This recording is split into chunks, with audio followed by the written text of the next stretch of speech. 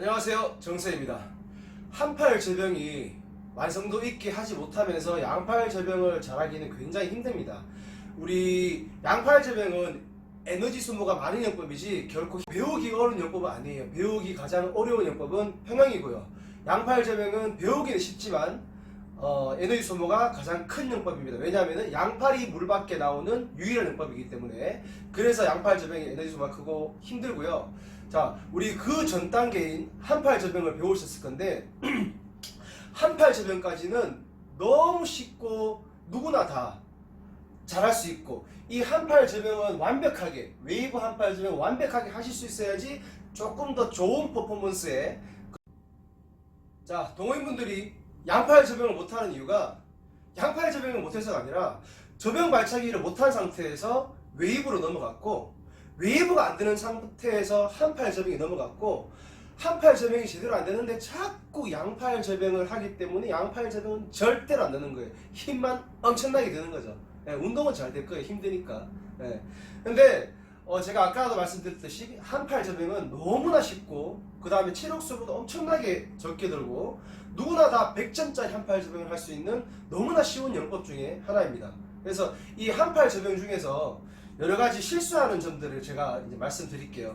오늘 한 가지 하고 다음 시간에 또 한 가지를 알려드리도록 하겠습니다. 제가 예전에 수영장 안에서 촬영한 영상인데 저병 발차기 잘못하시는 분이 있다고 했어요. 자, 저병 발차기를 하고 엉덩이가 빠졌다가 다시 일직선상에 오고 난 다음에 저병 발차기를 하고 접어졌다가 일직선상에 오고. 근데 안 되시는 분들, 이 대퇴골과 요추에 걸려있는 이 장요근이 딱딱하게 굳어 있을 경우에 허리가 아플 수도 있고, 자유형 발차기도 안 되고 배형 발차기도 안 되고 저병 발차기가 어떻게 되냐면은, 자, 자유형 발차기 할 때는 갔다가 못 돌아오고 갔다가 못 돌아오고 이런 현상들이 반복이 되고, 저병 발차기도 저병 발차기는 차고 접어는 졌는데 덜 펴지는 거예요.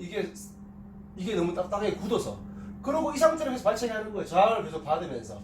그러니까 당연히 안 나가는 거죠.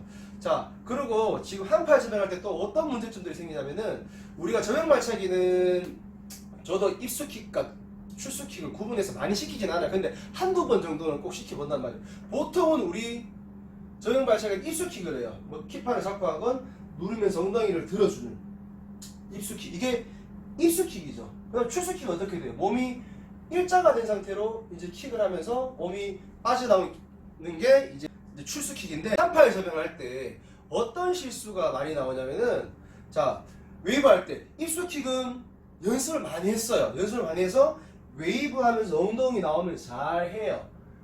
그리고 무릎만 굽혀서 출수해야 되는데 엉덩이 굽히면서 입수킥을 잘 하고 다시 엉덩이로 굽히면서 출수해버리는 거예요. 잘못하고 있는 영상을 한번 보실게요.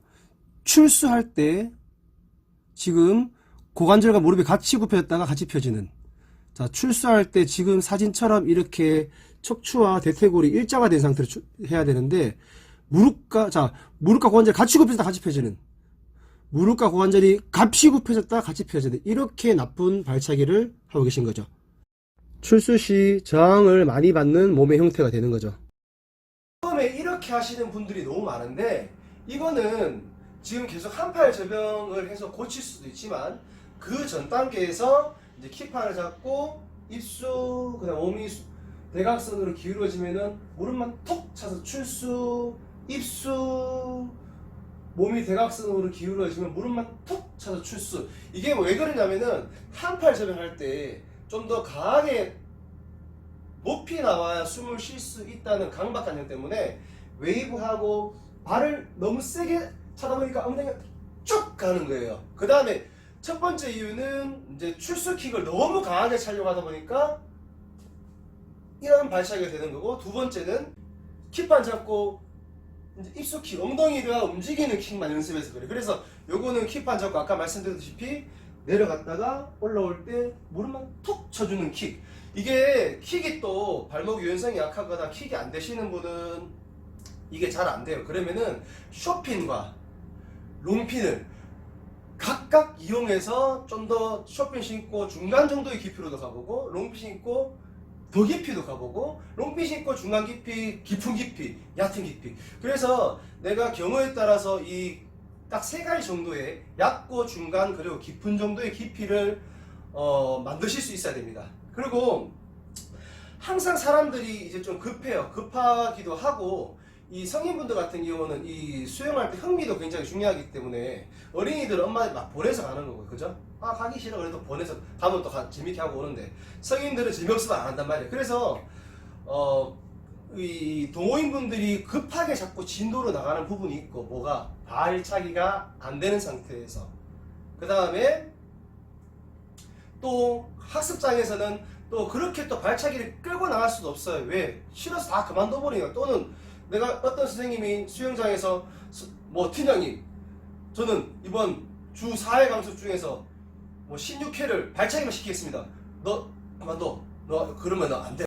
그런 식으로 이렇게 기본에 충실한 수업을 했을 경우에 나만 아는 수영 동호인 중에 나만 남을 사람이 정말 수영을 너무 사랑하는 사람이 없을 거라는 거예요. 분명 그게 수영 코치들은 좋은 방법이고 더 한 단계 레벨을 올릴 수 있는 방법임을 알면도 불구하고 그걸 실행을 못 한다는 거죠. 그래서 이제 섞어가면서 발차기를 좀 더 많이 시키려고 한다면 그 코치님이 아무래도 여러분들의 실력을 좀 더 끌어올리기 위해서 이제 그렇게 할 것이라고 생각이 되고, 자 결론은 자 우리가 웨이브하고 출수할 때 몸이 쭉 펴지면서 유선형을 만들어줘야지 숨쉬고 나오기도 쉽고 좀 더 멀리 미끄러질 수 있는데 물 밖으로.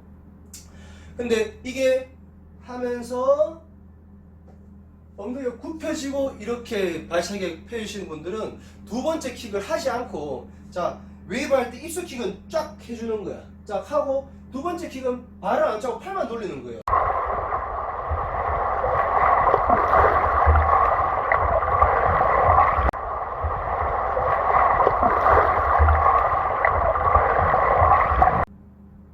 자 영상 보셨죠? 이렇게 킥을 멀리 가려고 하지 말고 욕심 부리지 말고 해주시면은 이 킥이 서서히 고치죠. 거기다가 자 하고 빵 차려고 하면은 이게 또다시 굽혀져요. 그래서 연습을 이거는 세게 하고 요거는 그냥 팔만 져서 나오는 거예요. 몸 쭉 펴는 연습.